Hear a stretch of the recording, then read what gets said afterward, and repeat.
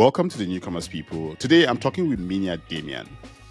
And I think why I want to have this conversation is most advice, like most entrepreneurial advice, assumes that you're in San Francisco. You know, there's unlimited VC access.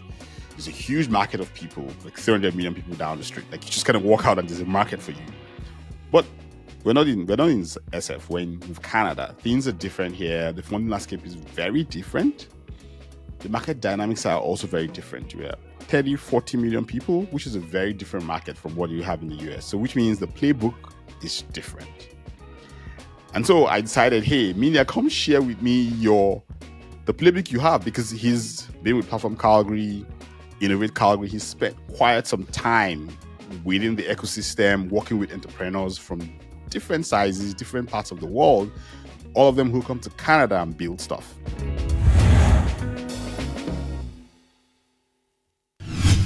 Welcome, Mina. Thanks so much for having me, Dozy. I'm really excited about this conversation. Same here, honestly, same here. And I think it's going to be a very straightforward, practical one. And we're first talking about grants, how do you think of grants? And I think what's interesting actually is you just launched an app or a platform. Should I call it a platform called Grant Ease AI, which kind of helps people kind of apply for grants, right? That's right. Yeah, Grant Ease AI helps people apply for grants, and happy to jump in and answer any questions around grants.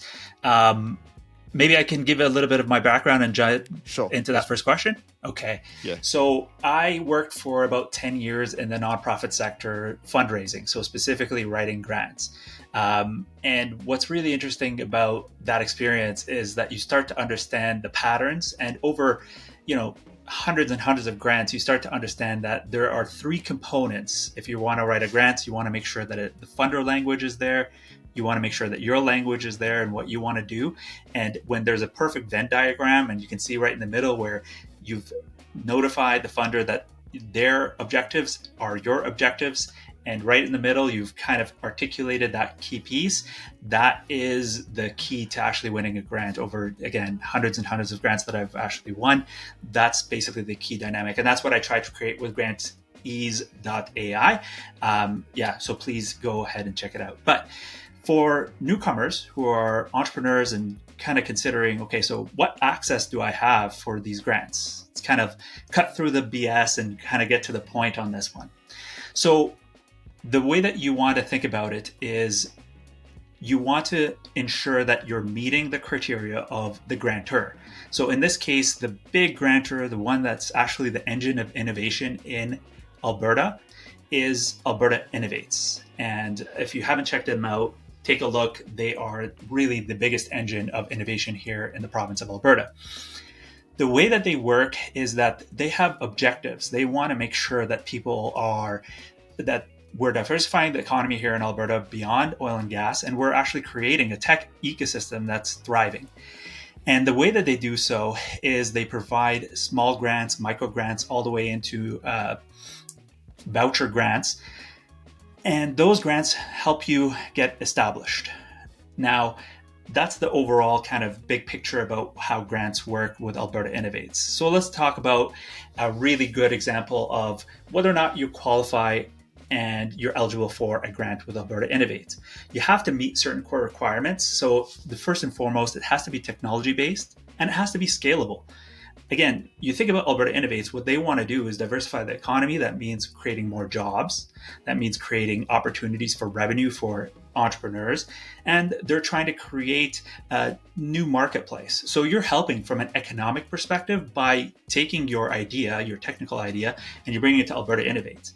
You have to hit minimum requirements, which is things like technical readiness level. So if you have an idea, that's great.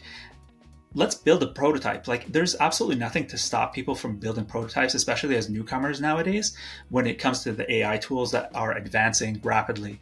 One that I really like is lovable.dev. That's how I created my app.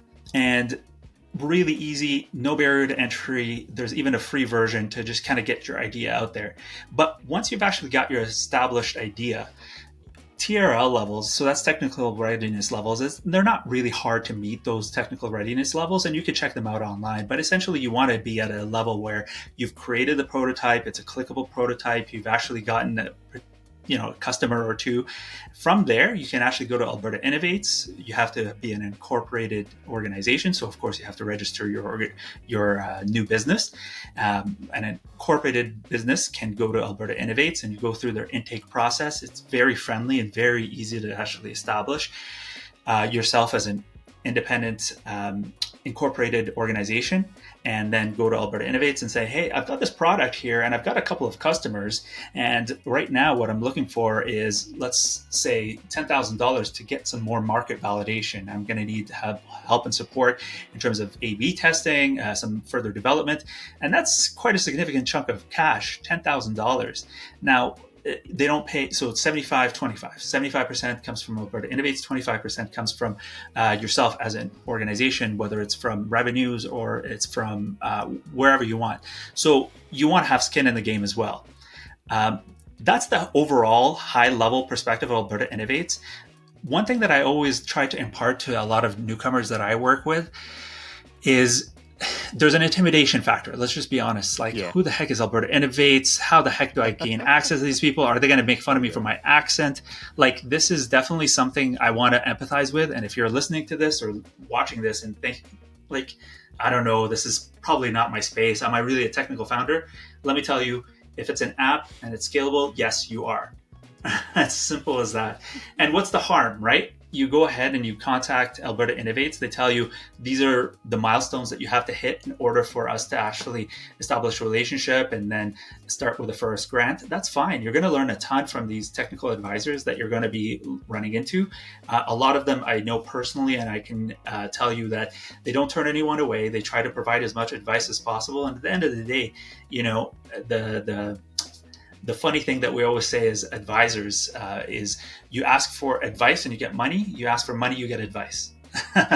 So when you come to Alberta Innovates, ask for advice and hope for money, and you see where it goes, right? But at the end of the day, if you get advice, why not? And it'll help you build your product and further your product a little bit further. So I'll stop there. Hopefully that makes sense. Please pick away at anything that I've been saying so that I can elaborate on it. Yeah, I really like how you kind of broke down the part about Alberta Innovates, and I totally agree with that thing you say about Calgary's focus right now is basically how do we move away from oil and gas, and I really love that.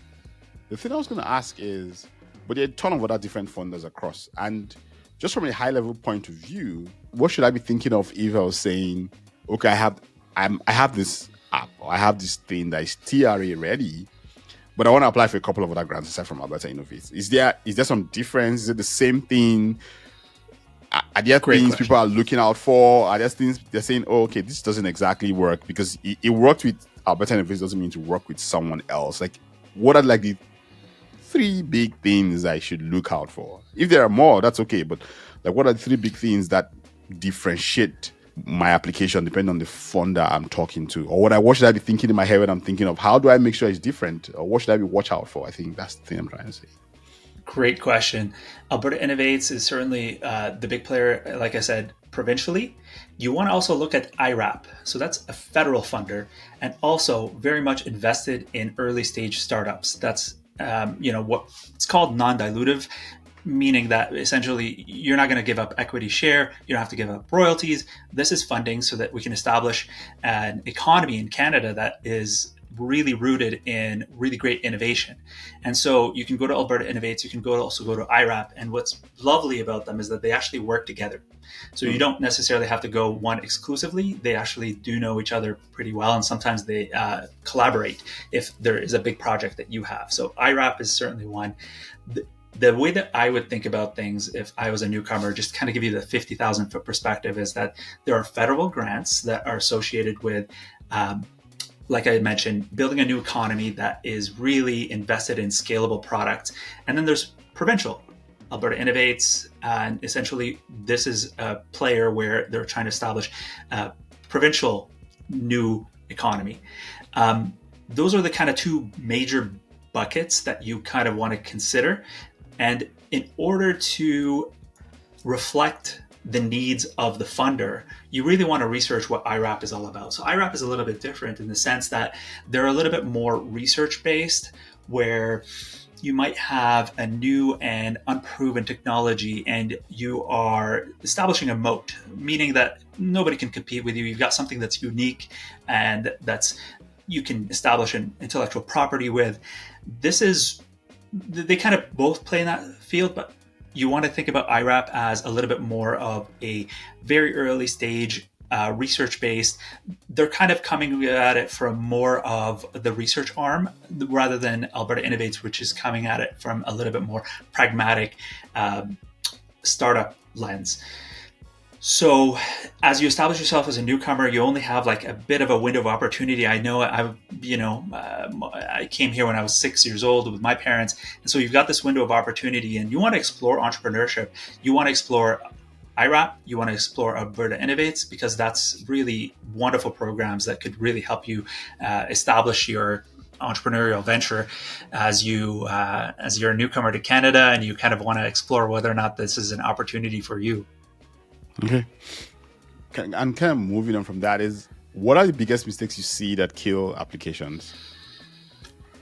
Oh my goodness, that is a great question. So what is the biggest issue that I see over and over again when it comes to applications? It's talking about yourself. It's essentially saying, I've got this wonderful, oh my goodness, I can turn, and I've seen this. This is an actual real example where someone had said that through really great innovative technology, I can take garbage essentially and turn it into H2O, so water. And it sounds really great, but essentially they spent all their time talking about the technology and how there are other proven methodologies and all sorts of different like technical information. Like, no, you're forgetting the part of the economic impact of what you're trying to build. Yes, there's an environmental impact, which sounds really great, and the technology's there. But what you want to do is establish the fact that what is the practical next steps that you're going to take? Like, are you at a technical readiness level to actually take this to market? So stop talking about yourself and talk about what you're going to need and why you're talking to Alberta Innovates and IRAP in the first place. If you've got this really great technology, great, good luck. This is where you kind of want to consider them as investors. Honestly, one of the best advisors with IRAP always talked about consider IRAP, consider Alberta Innovates as investors. They've got a stake in your company, and you want to tell them, like, these are my next practical steps in order to get customers from 0 to 1, so customer 1, and 0 to 5. So we're going to establish ourselves. We're going to get hire new employees. You just kind of want to be very pragmatic and reflect their language. I'm going to say this over and over again so that people understand exactly what the objectives of IRAP is. Like, understand, even read the annual reports for Alberta Innovates or IRAP, just to understand what exactly are they after. And so you want to align the values. Don't just talk about yourself. You want to talk about how you're creating job opportunities, you are establishing a really great technology, and you're going to market with a very proven methodology. I really like that thing you say about like the practical next step, because I feel like it's so easy to kind of get caught up in the thing itself. Like, oh, I think this is great. You know that thing to say about you drink your own Kool-Aid. Like, you spend time drinking your Kool-Aid and then you forget that everyone isn't as excited as you are when you on the Kool-Aid. It's just like, yo, how's this going to help me solve my problems? It kind of goes back to what you said earlier on about they want to diversify. If you can't speak to that point, and that's really your practical next step, how does the next step move the province forward or the country forward? How does it take us from a oil O&G city to a city that is producing X, that sort of thing? I feel like that's a really good lesson for me too, because I feel like I've applied for some grants and I've failed at it. I'm like, okay, I see why I made my mistakes. Yeah. The way to kind of consider, like, I like this analogy because it's really very simple, but makes a lot of sense, is that can you prove that you can turn $1 into $2? Oh, yeah. It's actually like super straightforward. And we kind of take a step back and be like, can I provide value? Can someone pay me $2 for something that I've created with $1? Like, that's entrepreneurship 101. When it comes to those type of, when you change your mindset into establishing yourself as an entrepreneur, then you start to see the challenges of entrepreneurship. And I'm gonna like dive into this because as a newcomer, you are establishing yourself, and you might have had a lot of success back home. I've seen this over and over again, where it's maybe even ran a very, very lucrative entrepreneurship business back home, and then you're here in Canada, then you launch, and all you hear is crickets. This is why entrepreneurship is so difficult, is because are those crickets essentially is that this market signaling saying we don't want your product? Or is that something that you now need to pivot? You need to understand, okay, so how do I bring value to market?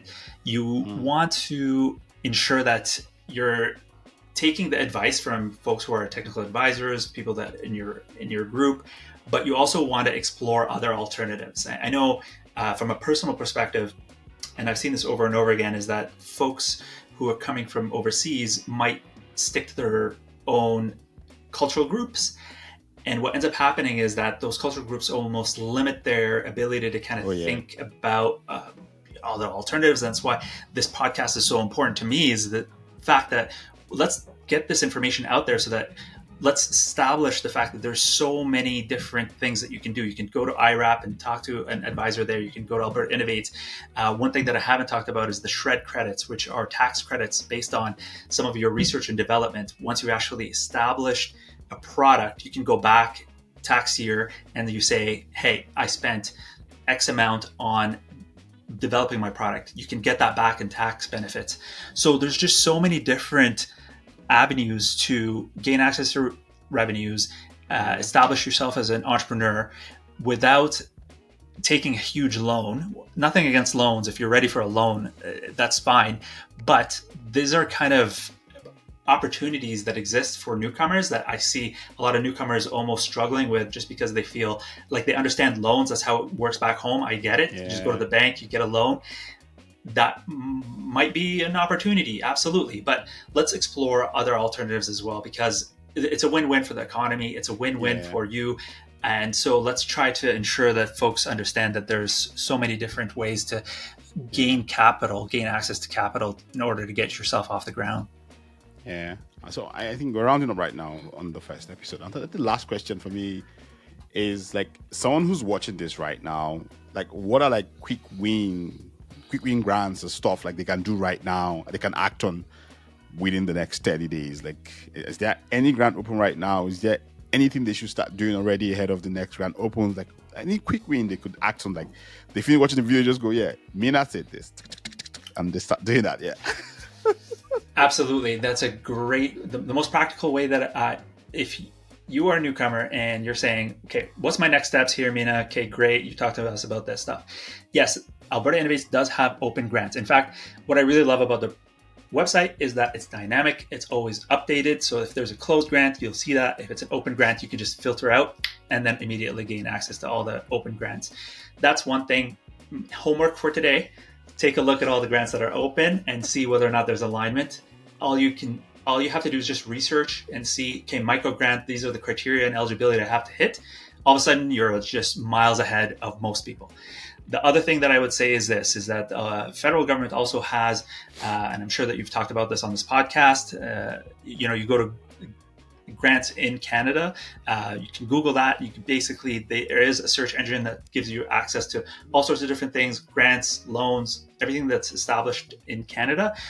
It's actually a really great website. I would say this, is that you could spend a lot of time exploring all your options and opportunities there, but I'm hopefully bringing as much value as possible to this particular podcast, because I really believe in what you're doing, Dozy, take a look at IRAP, take a look at Alberta Innovates. Those are probably your best bets. IRAP is really interesting. All you have to do is call the 800 number. And again, I know, I get it. It's intimidating. What is this 800 number? It's so strange. You go to IRAP, the Government of Canada decided that that's the way that we're going to do things. And so there's an intake process, you give them your name and so on, but now you're on track. I love the fact that you asked that question, Dozy, about, what's my practical next steps? Just call the number, see what happens. Yeah. Worst comes to worst, they give you advice. Great. Now you can take that advice and move it forward. But that's non-dilutive practical, pragmatic next steps. I would also say that if you do have a SaaS product that you have in your mind, so software as a service or an app like I did. I'm not technical, by the way. I have no technical background. I don't know a lick about coding. I don't know anything. Go to level.dev and write in your information. Say that this is what I want to build. And see what happens. See what comes out the other side. I can name you a whole bunch of other tools as well, but that's a good start. Thank you, Mina. Thank you so much. Hey, people, right away, go now. Do it now. Do it now. Thank you so much. This was really good. Thank you. And that's it for episode 1, folks. For episode 2, Mina and I will be talking about pitches that get you funded. We're asking him what's the difference between non-dilutive funding versus dilutive funding. We'll also talk about how you quantify market size when you're targeting a smaller Canadian market. Because yes, our market is smaller. Or I also want to understand, because he's been with a ton of entrepreneurs, what's the biggest pitching mistake he sees folks make repeatedly? And then finally, we'll explore, does he have a pitch structure, a template that he uses every single time? A go-to framework he uses when he's developing a pitch? And if possible, can he share the template with us? Hope I see you there.